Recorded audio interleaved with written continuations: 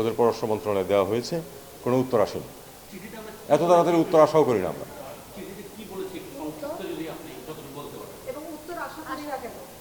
এত তাড়াতাড়ি উত্তর আপনারা, আমি তো আগের চিঠিতে উত্তর পাইনি এখনো, কাজে এটা একেবারে কালকে আমাকে ওই এক সপ্তাহের মধ্যে উত্তর দিয়ে দেবে এটা আমি প্রত্যাশা করি না। তবে আমরা আশা করি যে এটার উত্তর আমরা পাবো। আমরা বলেছি যে যেহেতু তাকে বিচারে দোষী সাব্যস্ত করা হয়েছে, কাজেই তাকে জেলে ফেরত দেওয়া।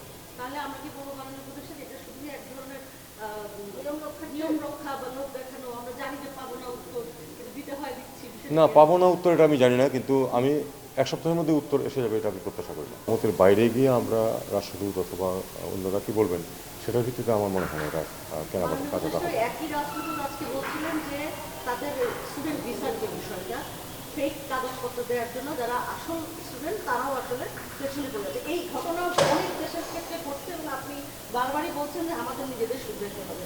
এই যে সব জায়গায় ব্লক হয়ে যাচ্ছে এটা ঠেকানোর একটাই উপায়, সেটা হলো নিজেদের ঘর সামলানো, এবং সেটা আনফর্চুনেটলি আমার হাতে তো না।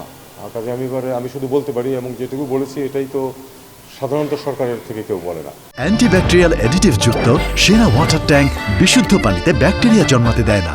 আমি কিন্তু স্পষ্টভাবে বলেছি দোষটা আমাদেরকে দেখতে হবে যেন আমরা এরকম মিথ্যা কাগজপত্র না দিই।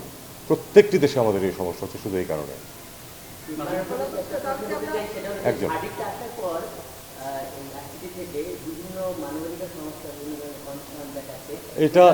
এটা নিয়ে আমাকে জিজ্ঞেস করে লাভ নেই, এটা আপনি ল মিনিস্ট্রিকে জিজ্ঞেস করেন, এটা আপনি কোর্টকে জিজ্ঞেস করেন।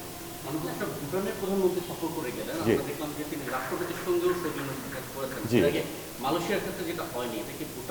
মালয়েশিয়ার প্রধানমন্ত্রী প্রেসিডেন্টের সাথে দেখা করেছেন, অবশ্যই। এটা এটা একটা স্টেট ভিজিটের, এটা হলো ফরম্যাটের মধ্যে পড়ে, কাজে এটা করতে হবে।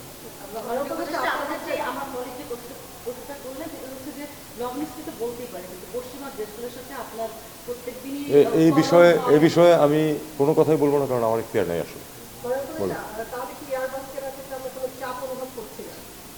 আমি অন্তত অনুভব করছি না। এখন বাকিটুকু আপনারা যিনি কিনবেন তাকে জিজ্ঞেস করুন। জি,